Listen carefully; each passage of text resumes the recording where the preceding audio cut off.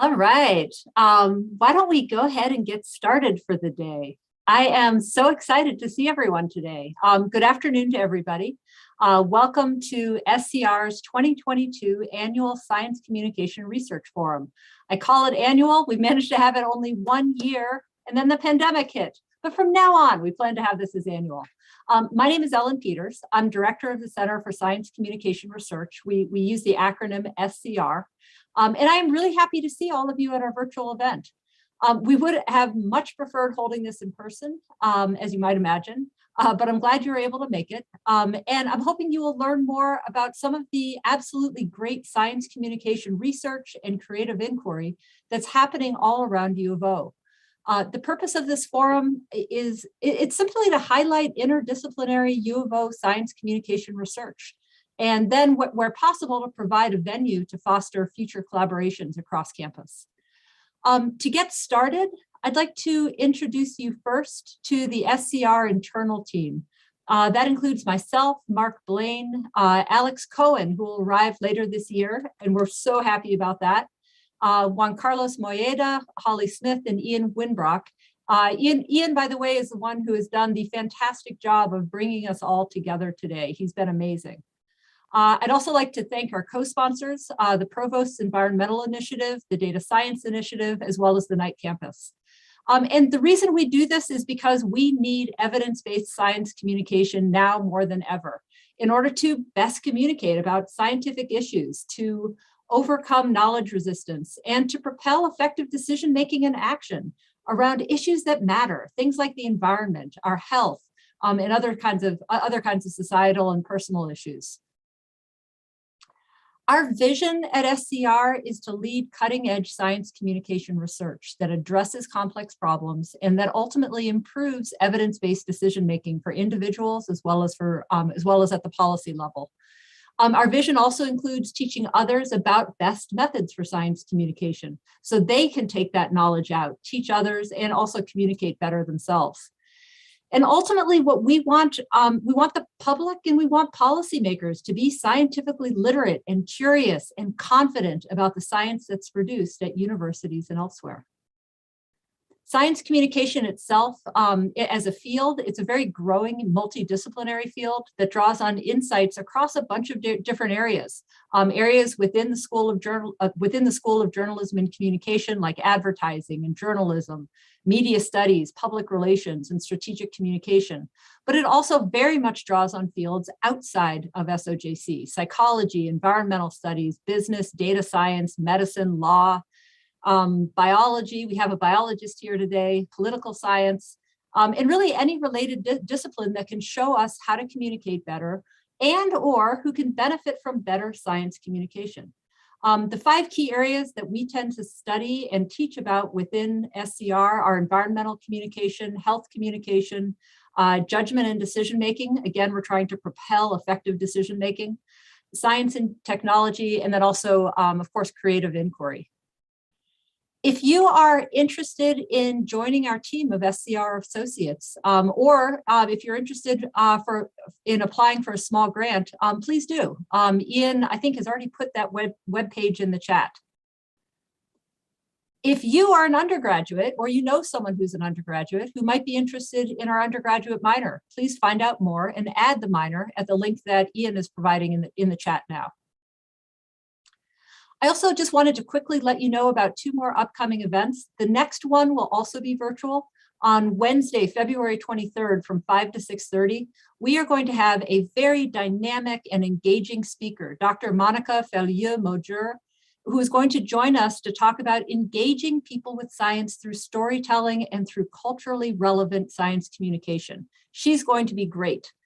Please do register at the next link that Ian is providing. And Ian, thank you for doing this in the background. And then finally, on April 8th from 5 to 8, we are, cross your fingers, hoping to be back in person. We're hoping to bring back our climate change game night and hopefully see you in Allen Hall.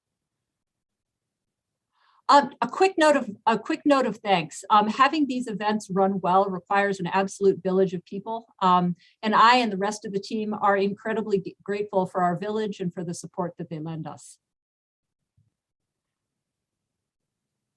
And with that, let's go on and continue with today's agenda. You might notice Ian with our book lottery. So first up is going to be our SCR book lottery. Oh, good. And Ian provided me with the winning names. Thank you, Ian, privately off to the side. For those of you who signed up for today's event and are currently here, we randomly chose names to receive one of 3 copies of a book called The Truthful Art, Data, Charts, and Maps for Communication. It's written by Dr. Alberto Cairo. Michael Mann said, described this book as a feast for both the eyes and the mind. Alberto Cairo's The Truthful Art deftly explores the science and the art of data visualization. The book is a must-read for scientists, educators, journalists, and just about anyone who cares about how to communicate effectively in today's information age. And I hope our winners like the book as much as I have. And if we could get a little drum roll, please, and I will tell you about our three winners. And that is Yanran Yang, John McGrath, and Brandon Johnson. So congratulations to our book winners. And I hope you enjoy the book. It's an absolutely fantastic book. In order to get the book, I believe Ian will be contacting you about it. Is that correct, Ian? Yep. Okay, so Ian will contact you about that. He has your email addresses, as I understand. Okay, let's go on then. Today's research forum, again, the intention here is to bring together interdisciplinary research and to highlight all the different, or some of the many and vast array of things that are happening within science communication research around the university. And what we wanted to do today is to highlight some of that diversity and highlight some of the future of science communication research at U of O. We're going to have presentations by faculty as well as graduate students. And next up are going to be 4 elevator talks. Each of our first 4 speakers are going to give 4-minute overviews of some of their research in science communication. The talks are intended, and the reason for doing talks in this way, and we do these very short talks, they're basically intended to give you a little taste. They're intended just to promote greater knowledge of the kinds of things we have to offer each other, and hopefully they'll propel new and interesting collaborations. These first 4 speakers won't answer questions immediately, but simply for lack of time. But please do contact them for more extended conversation. And what I'm going to do is I'll transition us to each new speaker, and each speaker will actually introduce themselves so that we don't take up too much of their time. After that, we're going to have somewhat longer 12-minute presentations on some ongoing science communication research and creative inquiry. And depending on how long they speak, they may have time for questions, a couple of questions immediately after their talks. Speakers, it looks like you're being great at it already, but please do mute during times that you're not up. And at this point, I think we are going to go on to Elliot Berkman. So I'm going to go ahead and stop sharing my screen. And we'll hear from Elliot Berkman. Hi, everybody. I'm Elliot Berkman. I'm a professor in the Department of Psychology here at the UO. I'm going to tell you a little bit about a line of work in my lab around values-based messaging and health behavior change. This work starts with this question of what can we learn about persuasion from the brain? And in particular, can knowledge about human neuroscience help us solve what's known in health communication as the attitude behavior problem, which is that, simply put, people's self-reported attitudes don't always predict or don't do a very good job of predicting their behaviors. The brain has something to do with each of those things. And so we wondered if there's information that's contained in the brain that might tell us something a little more about people's health behaviors beyond what their self-reports can. We focus in particular on this concept of self-relevance. Self-relevance is a really important construct. It's a key factor in theories of persuasion and health behaviors. To the extent that somebody sees information as relevant to themselves, they might find it more compelling and persuasive. Self-relevance is also one of the best studied, and I would say sort of better understood psychological constructs at the level of the human brain. And you often see activation in this region shown in green here, the ventral medial prefrontal cortex, when people are processing information about themselves. So I'll give you just a taste, as Ellen said, just a little bit of a kind of a flavor of the kind of research we would do. So here's an example of a study on sunscreen use. This was conducted down in Southern California, encouraging people to try to use sunscreen. What we did was we imaged people's brain activity while they were viewing messages related to sunscreen, promoting sunscreen use. And we measured activation in a couple of brain regions, including the ventromedial prefrontal cortex here shown there. And then we actually tracked people's sunscreen use for the following 2 weeks. And what we found is that brain activity in that region predicted subsequent increases in sunscreen use above and beyond people's self-report. Explained about 23% of additional variance in sunscreen use above and beyond self-report. In another study, we were curious about population level behavior. So what we did was we took advantage of a natural experiment in that the National Cancer Institute was running 3 different versions of its ads, television ads for the 1-800-QUIT-NOW helpline to quit smoking cigarettes. They were running these ads in randomized by geographical region. And so it was a nice opportunity to compare the differential effectiveness of the ads. So what we looked at was a sample of people in those regions in terms of both their self-reports of how effective they thought these messages would be. We also brought them into the lab and scanned their brains as they viewed these ads and got a measure of their VMPSC activity. And the dependent measure here was call line volume at a state level, or sorry, a regional level to the 1-800-QUIT-NOW line in the 2-week period that the ad was shown in that region, in the local region. And here what we found is, I won't go into the details of the ads, but the idea is that people thought ad B was the most effective in terms of their self-report. They also liked ad B the most. All of the self-reports were highly correlated, followed by A, followed by C. Their brains told a different story. If you looked at people's VMPSC activity, they thought actually there was greatest activity for C, then D, then B, and then A. And then of course, here's what the call line data look like, normalized by sort of a variety of other things. And what we found here is essentially that the neural activity tracked the call line volume much more closely than the self-report data did. So what's happening is we think there's something about value-based choice that drives people's behaviors that's also deeply reflected in our concept of self. In what I'm showing you is a shared neural representation of value, motivation, and choice in the brain. So what we take away from this is that self-reported processes or self-related processes are coded both unconsciously and consciously. And there's some information in the brain that the brain knows some information that the mind doesn't. Thank you. Very cool studies, Elliot. I had forgotten actually about your sunscreen studies. Those are awesome. And I always like your NCI ad studies. That link is so important between communication, the brain, and behavior. And I think you guys really nailed it in those studies. It's super cool, super interesting. Next up, we are actually going to have one of our small grant awardees. So for those of you who don't know, we have a small grants program that we run every year. And we give out a chunk of money to our awardees. And we are lucky enough to have Megan Lipsett from psychology join us today. So thank you, Megan. Hi, everyone. Yes, as Ellen said, my name is Megan Lipsett. I'm a PhD student in the SAN lab. And I'm going to tell you about a brief intervention for type 2 diabetes education and prevention. Prediabetes and type 2 diabetes continue to be on the rise and are associated with multiple health complications, premature mortality, and socioeconomic impacts.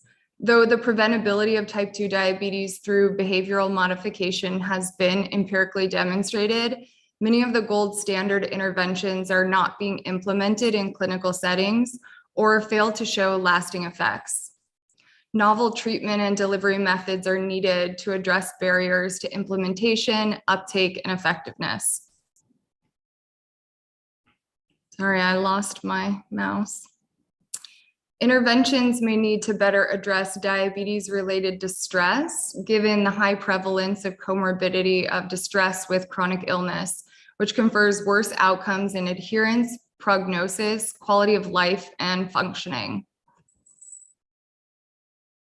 Sorry, these settings are new and the mouse keeps becoming elusive. Many RCTs are 8 to 15 weeks long, but the modal number of therapy sessions attended in medical settings is only 1, in part due to a quarter of patients living in rural areas. So clarifying key mechanisms of change is critical to designing brief interventions that maximize impact at the time point of diagnosis. We developed a novel engagement facilitation intervention for people with high risk using principles of science communication, acceptance and commitment therapy, and implementation science to improve perceptions about the causes and mechanisms of diabetes, and to teach skills to reduce diabetes distress and improve prevention behaviors, as well as to motivate uptake of further prevention programs. Acceptance and commitment therapy is an evidence-based approach to reduce psychopathology and facilitate flexible responding to the inevitable challenges of living in order to initiate and maintain values-based behavior change.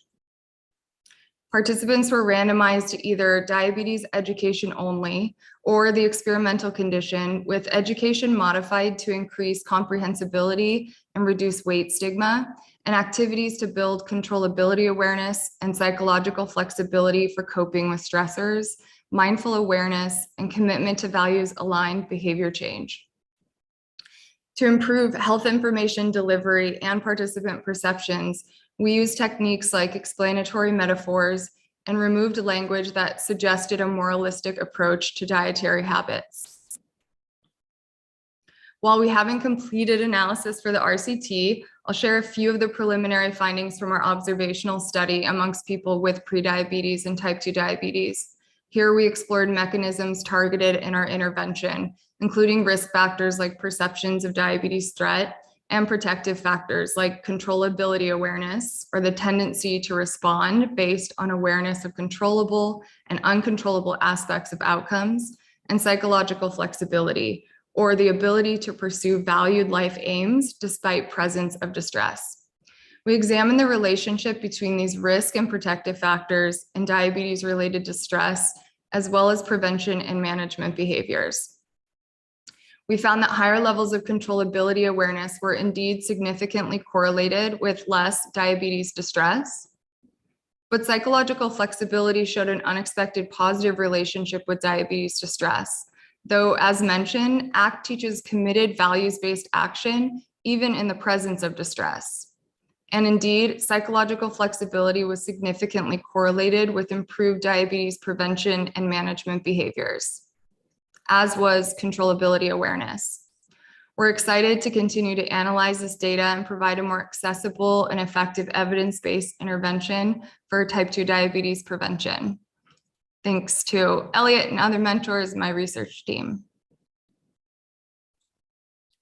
Thank you very much, Megan. That's amazing that you're able to come up with a brief intervention that looks like it may actually have some of the intended effects of a much longer randomized controlled trial. I'll look forward to seeing what else. Comes out. Next up, we have our next SCR small grant awardee, Dr. David Markowitz. Wonderful. Good afternoon, everyone, and thank you, Ellen and team. My name is David Markowitz. I'm an assistant professor here in the School of Journalism and Communication. I'm really grateful to Ellen and her team at SCR for the small grants program, which really provides instrumental funds to get new projects off the ground, such as what I'm going to discuss today, which work that blends two streams of my research: deception and dehumanization. And what this work is trying to accomplish is understand how we can reveal psychological properties about people who lie about how they feel towards other people, how they feel towards outgroups through language patterns. Now, the basic premise of this work stems from social psychology, where word patterns can reveal one's attention and their focus. And here I'm using language and quantifying them through automated means to identify how dehumanizers, or people who believe that others are less than human, how they lie or tell the truth about outgroups and compared to non-dehumanizers. So in short, the Small Grants Program has funded a 3-study paper that's currently under review right now at a journal, where I started with an experiment. had people make ratings of 8 outgroups on an evolution scale, all the way from very, very unevolved to highly evolved, like a hominid. And they had to write about their feelings towards one of these groups. And one of these groups were either the highest rated group, the most evolved, or the lowest rated group, the least evolved. And the key part is that participants were instructed to either lie or tell the truth about their feelings. So for those familiar with experimental design, there's a 2x2 design looking for an interaction effect of dehumanization and deception. So based on prior evidence, I'm going to show some data here. So based on prior evidence, which suggests that liars tend to focus more on negative emotions than truth tellers, and dehumanizers tend to focus more on negative emotion than non-dehumanizers. Some work that I've pioneered here with Paul Slovic at the University of Oregon. I predicted that the greatest rate of negative emotion would be for those who lied about those they dehumanized. But as you'll see here in this figure in the top left, this top blue bar, you'll actually see that those who lied about a group they viewed as more human ended up focusing on the most negative affect. So to see what's really going on here, I pulled the study sort of out of the lab and I went to the field. I ran 2 field studies, so one on COVID-19 rumors. So these are false or true statements about vaccines, for example, and the other a negotiation game that happened online where people either lied or told the truth to their partners to last longer in a game and outwit and outplay their partners. So ground truth was established by other researchers, and dehumanizing language was approximated by rates of moral disgust, which prior work would suggest as well. And indeed, in line with some of my other so my theorizing, you'll see here that indeed the greatest rate of negative emotion occurred for those who lied about groups they dehumanized the most. So there is some divergence actually between the experimental evidence and the field study evidence, which is why more work needs to be done. And I'm really excited about that. And I have some inklings about what might actually be going on under the hood here, which we'll be excited to figure out in the future. So overall, I'm really grateful for SCR for putting on this event. And I thank them for all the support that's been really foundational and instrumental to getting this work off the ground. That was great, Dave. I can't imagine a better use of our funds. Except for those of you out there who might also like to apply for small grants, of course. Keep us in mind in the fall. Let's see. Our very last lightning speaker is going to be Dr. Kelly Sutherland, who joins us from the biology department. Thank you, Ellen. Just get going here.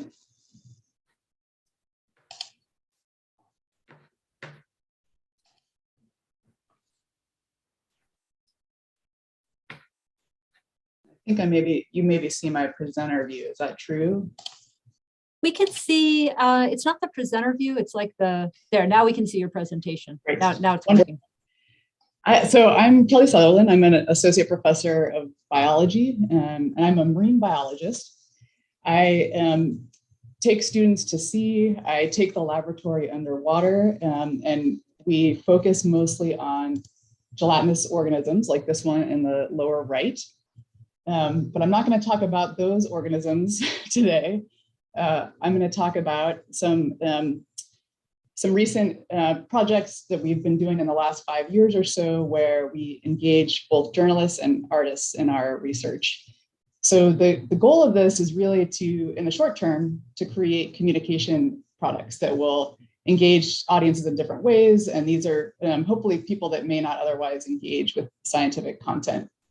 But the long-term goal is really training science communicators. So we're embedding folks in the research process. We're taking them with us to see. It's not so much about communicating our research. It's more about understanding how science works. So, for example, it's long and arduous to get a result. There's uncertainty built in to science, and that's a good thing. And in terms of how we've been recruiting folks, so for the journalism program, we've been working with the journalism school, and in particular, Mark Blaine has co-advised a couple of journalism students with me. And artists, we've been recruiting through the Sitka Center for Art and Ecology. This is a spot that's based in Oregon, and they have an established residency for artists. And so we've used them to vet applicants and to help us set up the residency. So I'll just show you some vignettes of one of our journalists. This is Isabella Garcia, who was an undergraduate journalism major here at the University of Oregon. And she came out to see with us. So she came with us and she engaged in the process of doing science with us. So she wasn't just a passive observer, she was doing science with us. And it's also worth mentioning that going to sea is a pretty unique experience. It's a bit like going on a family road trip in a very large RV. So you really get to know people on a pretty deep level. She created this photo essay, and some shots of that are shown below. And she also wrote a personal narrative, which is posted there to kind of share some of her experience. So I'll move now to an example from our artist in residence program. So I'll just introduce one of our artists, Esteban Camacho Stephenson. Esteban is an eco-muralist who actually has some work here in Eugene and throughout the Pacific Northwest and the world. So he came out with us, and it's worth mentioning that this is really a two-way exchange. So we're teaching these communicators about science, but it really helps us kind of see the natural world in new and different ways. And just the process of explaining to folks what we're doing is really pretty neat.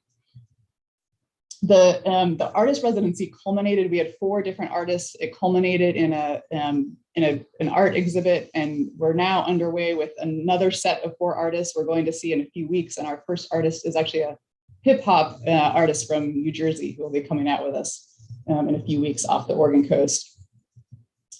So those are just some little shots of things that we've been working on, and this is really a conversation starter. So I thought I would mention a few other things that I'm interested in. One is science communication in fictional storytelling. I think broad audiences are reached this way. I have an affiliation with the National Academy of Sciences Science and Entertainment Exchange. I was also recently a board member for the San Francisco International Film Festival, and a collaboration with the Sloan Foundation.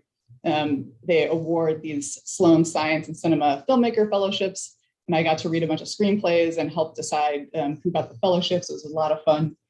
Another thing that I'm interested in is that connects to a later talk is that I've developed an in situ stereo system for science, but I think it would be really neat to explore using some of the imagery to create a VR experience. And then the other thing that again, I really want to mention to this audience is I'm very excited about the science communication minor. And I think I would look for opportunities to maybe co-teach a course with partners in the Center for Science Communication Research. Thank you very much. Hey, that was absolutely awesome, Kelly.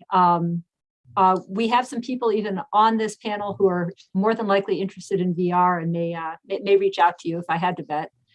Kiki Sanford from our panelists said that she'd love to see a poster about this at Science Talk next year. She may be in touch with you. And I love the idea of using this to increase science literacy and maybe even curiosity and appreciation of science. You and I should talk at some point. But thanks to all of our lightning talk speakers. If we could get a round of applause, of virtual or otherwise applause for them, those were terrific. The next thing that we're going to do is we're going to turn to our 2 final speakers, who are going to each go into just a little more depth. It's still kind of a taste, but a little more depth into what they do.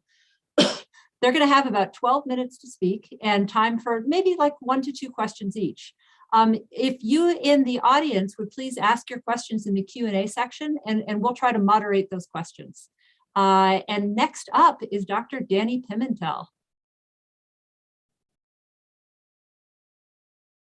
All right. Hey, everybody. Amazing work so far. I'm loving everything that I'm seeing. Thank you so much for sharing this. And thank you, Ellen, and the SCR team again for having me today. My name is Danny Pimentel. I'm a professor of immersive media psychology here at the SOJC in Portland. And my research here at the Oregon Reality Lab here is kind of similar to Dr. Sutherland's, albeit not as cool, right? Where she takes people to the actual ocean. I let them take a dip in kind of virtual waters, right? I put people in headsets and try to understand how immersive storytelling experiences can shape understanding how people evaluate and respond to environmental issues, right? And this photo in the background that you see on the title slide was taken during a field study.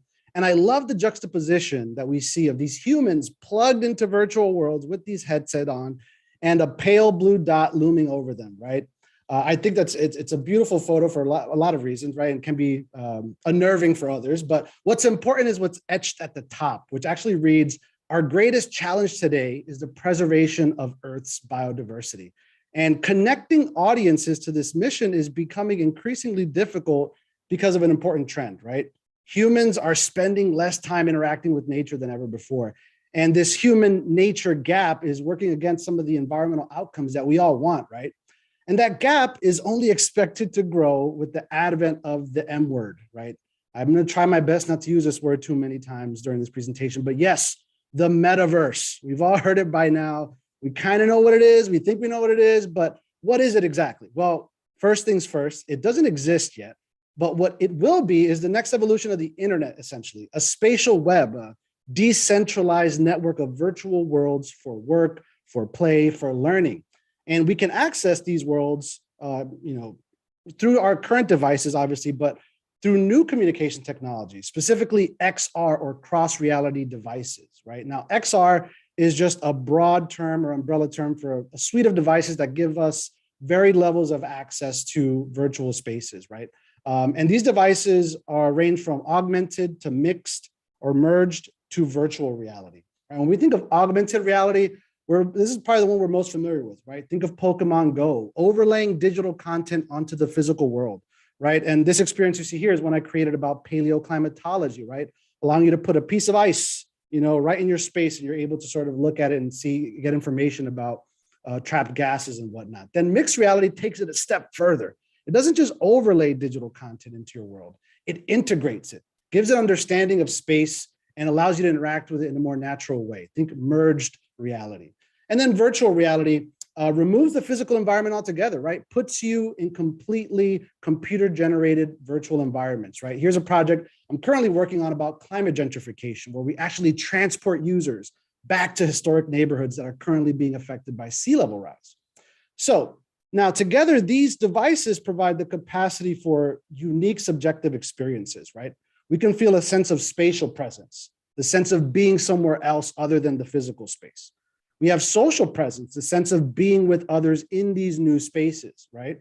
And then body transfer or embodiment, this sense that when I'm in this space, I can embody a virtual body, an avatar, and feel like I actually have ownership over it, becomes part of who I am and my identity. So if the metaverse is inevitable and we're inching towards it, how can we as communicators reimagine the virtual as more than just a human nature gap widener, right? How can we leverage XR to A, communicate truthfully the scale of issues facing wildlife, and B, inspire actual biodiversity conservation efforts among those audiences, right? Well, first we have to explore kind of the implications of adapting what we're currently doing, the strategies that we currently have with communication to the metaverse and XR, right? And we know how important visual storytelling is when we're communicating threats about things like climate change, right? And one issue with visually communicating these things, especially biodiversity loss, which Dr. Slavik's work articulates perfectly, is the fact that humans care and donate more when there's a single victim depicted versus larger numbers, right? It's also known as psychic numbing, compassion fade. And this raises two important questions, right? One, would psychic numbing occur in the metaverse, right? When users are face-to-face in a spatial context with these numbers? And two, how can the unique affordances of XR, which we just covered, perhaps influence or offset this, right? So to examine this, I conducted an experiment among many. I created a VR public service announcement about sea turtle deaths, right? So participants put on a VR headset, enter a virtual sea turtle hospital, and learn about the threats to the species. They were either shown one victim, one sea turtle as they were learning about it, or 7 victims, which you see in the image on the screen. After going through the PSA, we then paid participants $5 and allowed them to donate some, all, or none of the money towards sea turtle conservation. And what we found was compassion fade was indeed observed, right? People who saw the single victim PSA donated more than those who saw many. Then the question then became, well, what unique aspects of XR in these devices can perhaps offset this, right? Can embodiment of the victim, the actual sea turtle, influence this? So to analyze this, I created Project Shell, right? To see whether embodying a non-human victim in VR can offset this phenomenon. Project Shell is a VR simulation that puts you in the shell of a sea turtle as you encounter various threats from hatchling to nesting adult. And I want to show you this teaser trailer because this just got released this week. Excited to share it with you all.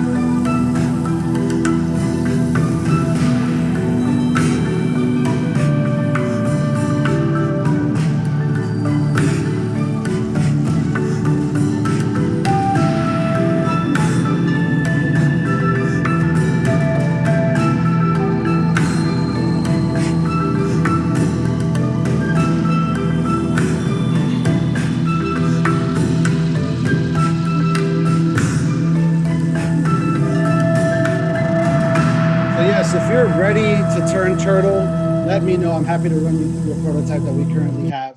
But using Project Shell, what we did is we ran visitors to the Florida Museum of Natural History through 3 different versions of that experience. One where they were the only victim, the only turtle as they experienced those threats. One where there was one other victim with them, and another where there were 7 other victims presented and affected by the threats alongside the user. And ultimately, again, this is just a flavor, a little taste of what we did. After the simulation, we measured participants' hypothetical donations towards sea turtle conservation. And our results found no statistically significant differences in donations based on victim count in the simulation. So in other words, compassion fade was not observed when users embodied the victim, which then led us down the path of asking whether this effect is based on experiencing the threats firsthand, that personal relevance that was mentioned earlier, or whether perceptions of self, right? This idea that I am now the turtle and they are also turtles, so I care more, is that at play, right? So we examined species similarity as a factor. So we conducted another study, 4 versions of the simulation. All users became sea turtles, faced the same threats, but they either encountered those threats alongside one or many victims, and those victims were either the same species, sea turtle, or they were different. Dolphins, right? And as in study 1, we paid participants and gave them the opportunity to donate after the simulation. And what we found was evidence that embodiment offsets psychic numbing to a degree, right? But this varied based on victim similarity. In other words, users who embodied sea turtles gave more when shown the single dolphin than the many dolphin, but this was not found when the victims were of the same species, right? In fact, it was reversed here. We had a significant interaction effect. So all this is to illustrate that embodying non-human life in VR influences how we respond to biodiversity losses. Now, VR is very promising, transformative, but the more ubiquitous XR platform is hands down augmented reality, right? So I also was interested in exploring how interactions with wildlife can influence threat perceptions and encourage biodiversity conservation. So I created Penguin Rescue in collaboration with Google and Snapchat. It's an AR experience where all Snapchat users with their phone learn about the impacts of oil spills on penguins. Users place a penguin in their sink and follow procedures to actually rehabilitate the bird in their personal environment. We conducted a 2-month demographic study to sort of understand what kind of users naturally gravitate towards these kind of experiences, right? After 2 months, over nearly 70,000 people cleaned a virtual penguin, which is pretty cool, all organic reach. And on average, users spent an average of 47 seconds cleaning penguins, which is well above Snap's industry average of 20 seconds using any lens, and well above things like Game of Thrones experiences on Snap, which average about 27 seconds.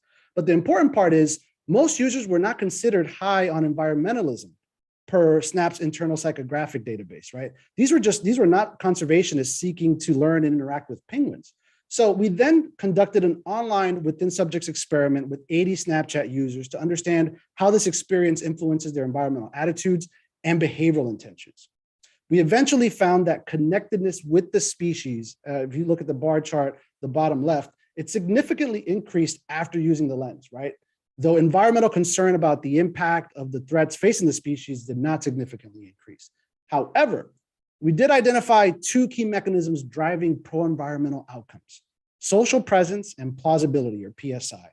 In essence, the more users feel they are with the victim or the animal, right, social presence, and the more they feel like the interaction scenario is plausible and lifelike, which is PSI, the more they report connectedness, concern, and intentions to mitigate threats affecting that species. So what does this mean in terms of how we communicate environmental issues in the metaverse that isn't really here, but is coming, but we kind of think it's here? What do we do, right?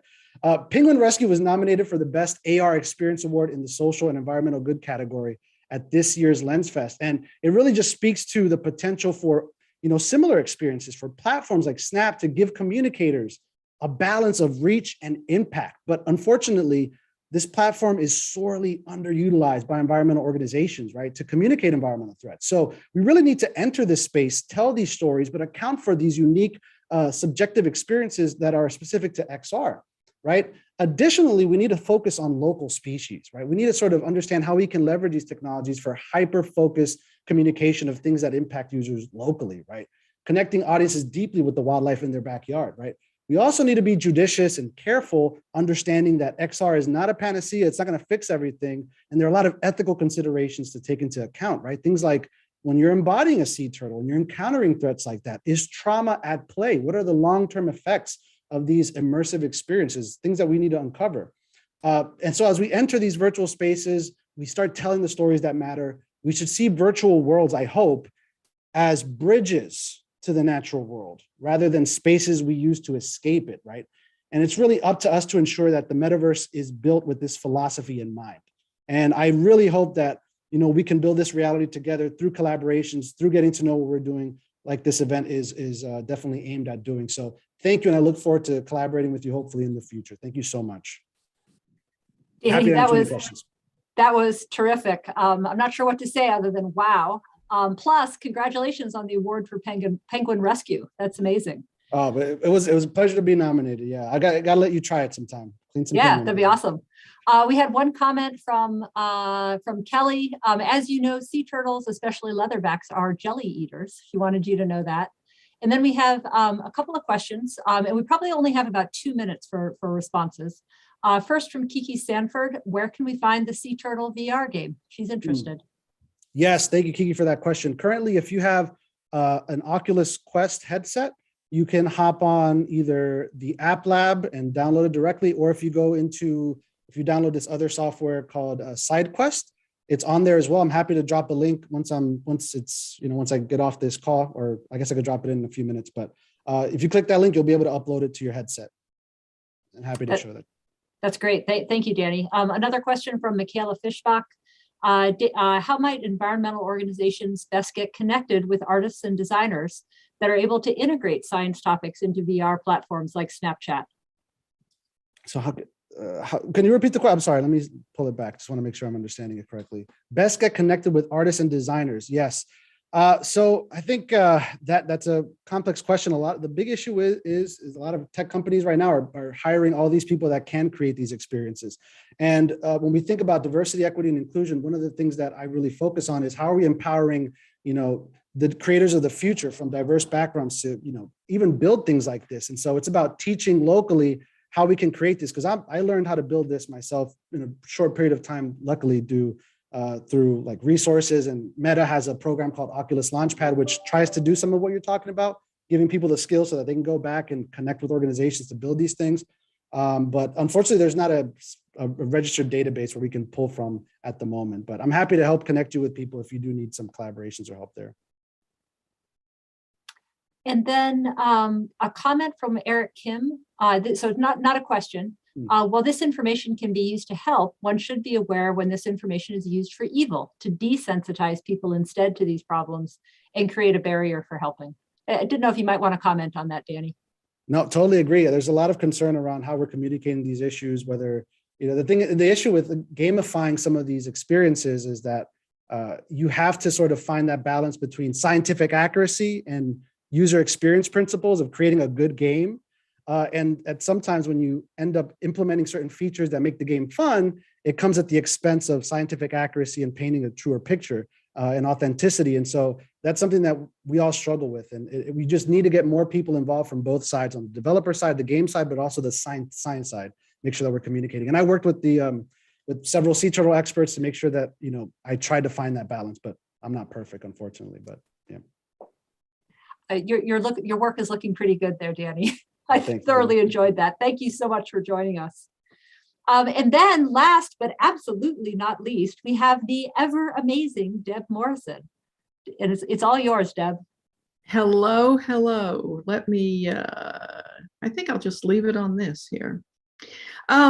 First of all, what an honor to be with this set of scholars and set of thinkers. What an honor to be working with the SCR. And what everyone on this call should know is that Ian and Ellen worked tirelessly to make sure all of this runs smoothly. You can imagine the circus, the production circus behind the curtain. So I'm here as an advertising educator, as a researcher, a thinker, and mostly as a creative and a talent developer, which that makes me a little other in this dignified set. But I come to you with the reality that in our set of cultural systems that we're looking at to address climate issues, we have to put advertising in there. There are so many ways on the very positive side that it can help. There are so many ways on the absolute grim side that we have to be aware of. So I'm going to cautiously, but with great gratitude, offer a little piece of curiosity, a rabbit hole that I went down as I'm writing a never-ending book. I hope some of you understand what that idea of the never-ending book is. Some of you are like Ellen, very quick and get yours out. But mine is still in process. And one of the things that has happened over the last decade, maybe, is that the idea of who owns climate communication has changed, has evolved. So I'm here first to tell you about this. I start with this photo that I took on a lovely Friday afternoon in September 2019. It was at the that beautiful day that everyone around the world was gathering Greta-like to talk about climate. And right here in Eugene, Oregon, 350.org Eugene put together this amazing event at the Wayne Morse near the courthouse, Wayne Morse Plaza. And these heads here, these puppets that they put together were 6-foot heads. And they brought them in and they all lined up. I took this photo and it is linked in my consciousness because this is my lifespan right here. And the point of this was that every one of these presidents, the ones we loved, the ones we hated, the ones who kind of fall into oblivion, every one of them were informed and knew of the climate issues that were facing us. They knew about fossil fuel use. They knew about the things that were facing their country. And very rarely, with some exceptions, very rarely did they do anything. I look at that timeline, and as I began to unravel it and put it together with my 700 years of teaching advertising, I thought, I wonder how those two worked together. Now, I'll tell you before I go to a real timeline, I love the best of advertising. It is out there. I would hazard a guess that every one of us at some point has said, well, that ad speaks to me. I get that. And have also been able to decry capitalism, consumerism, the wretched excess of so much advertising. I have schooled students for decades in how to honor audiences and how to use creativity and strategy as beautiful tools. So I come to you as someone who loves good advertising, but also works as a conscience for the industry. And so the place of being a conscience rolls into this complicated but loving, if you will, moment of looking at what has happened over the last, say, 60 years. As you can see here, and I'll walk through some of this because I know it's complicated, but as you can see here, I've really divided this into three areas: the grim reality of advertising, of fossil fuel advertising, of the advertising industry and the PR industry supporting this in every way, making money off of this. I look at the useful, actionable, inspired work of communications people, some advertising and some more broadly in communications. And then at some of the activists, more aggressive and focused ideas that advertising and communicators have used over the last 60 years. Now, this is a little bit of a fever dream. Work with me here. But the reality is that in every decade, all along this timeline, things were happening in parallel. So I look at this first.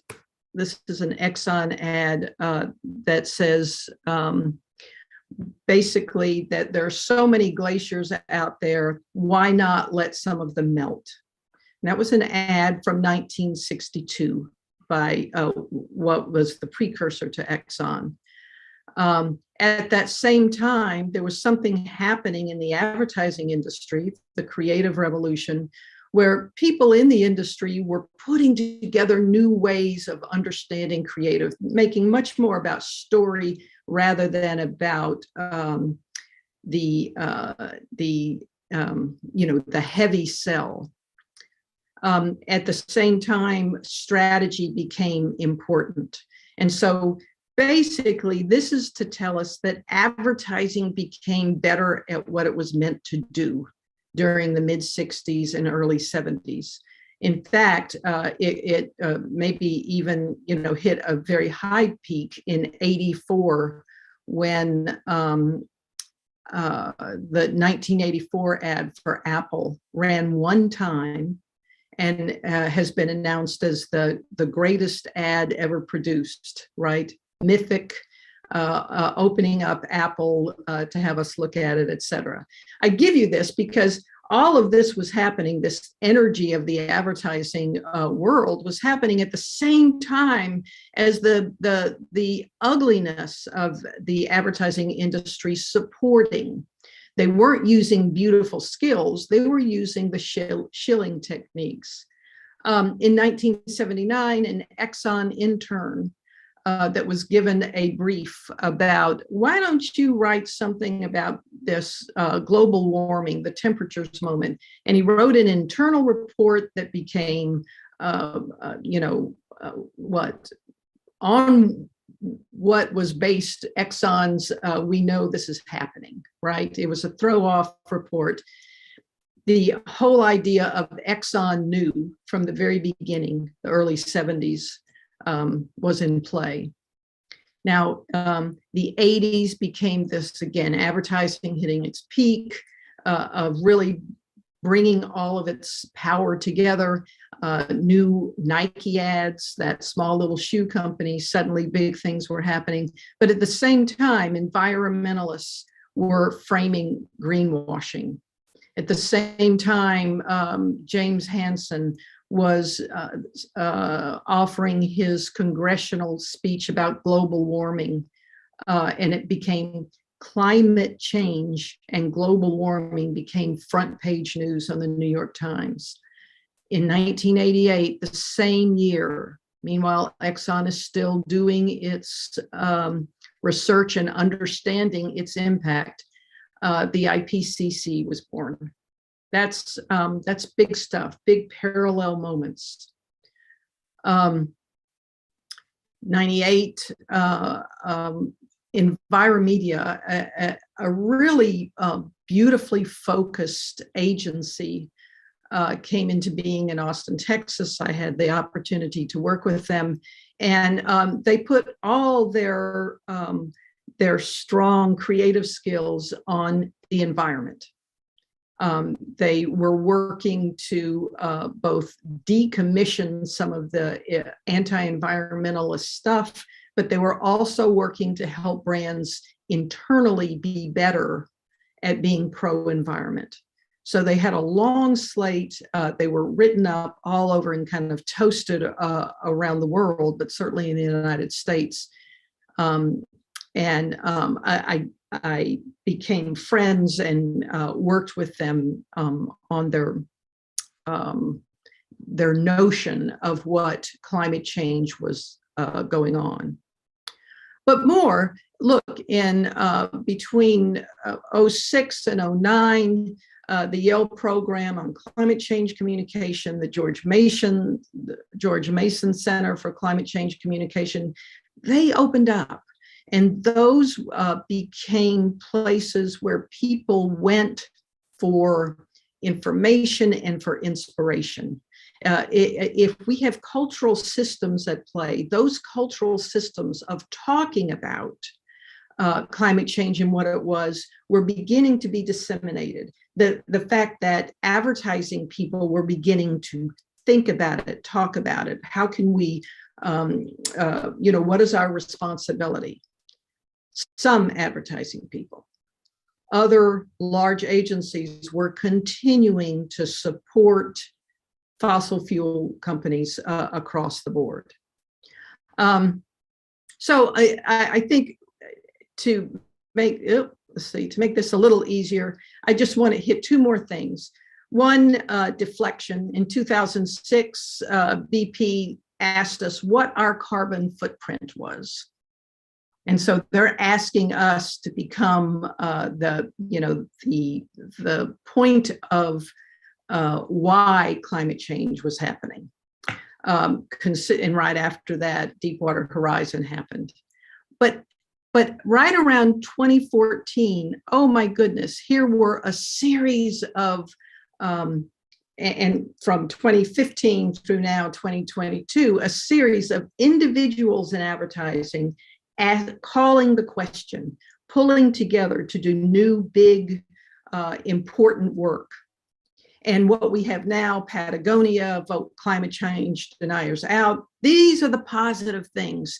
And down here, we still see that a study shows that 1 in 5 ads on Google, any Google search, 1 in 5 ads are going to be fossil fuel related. So what does it all mean? We have to the advertising industry, have to become more alert about what can be done. These activist people are individuals and small independent agencies. For the most part, those who are supporting the fossil fuel industry are very large corporations and holding companies. Our work as conscience of the industry must continue, and our work to get students to be able to understand this and be grounded in science communication as creative makers is so important. I could go on for the next 2 hours about what I'd like to do with all of this, but I'll leave it here and ask everyone to consider those timelines, those multiple cultural systems that are happening. Deb, that was terrific. That is sobering. The iceberg comment is despicable, maybe would be the right word. But super interesting to bring all of this together. And if I understand correctly, this is your book. This is what you are bringing together for your book. Am I correct? Right. That plus the idea of, so what do we do, folks? And how do we, can there be a consumerism with conscience? Can we do something around that? Yeah, and a related point comes from Kiki Sanford in the question and answer. She asks, how can we create a SciComm ad council? Whoa, I am here for that. And that's exactly what we should be doing.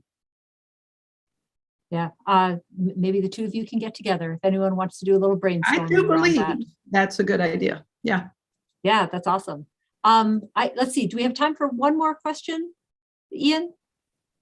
I have just one more question from anybody if you're interested. I mean, basically people are saying this is an amazing idea. Love to see it happen. Deb, if anyone can make it happen, I think it might be you. And Kiki Sanford would love to talk to you. So I think with that, and in the interest of it's 2:01, so we have gone slightly over, although only ever so slightly. Thank you to everybody for coming, for attending the event. We would love to see more of you this year. Ian is now putting in the chat how to apply to be an SCR associate. Also, as a reminder, our next event is with an amazing speaker who we found out she happens to be one of our audience members today, but Dr. Monica Ferrier-Mauger, who will talk about, again, engaging people with science through storytelling and culturally relevant science communication. The registration link for that is now in the chat. And we will really look forward to seeing you next year and hopefully in person. Thank you again for joining today.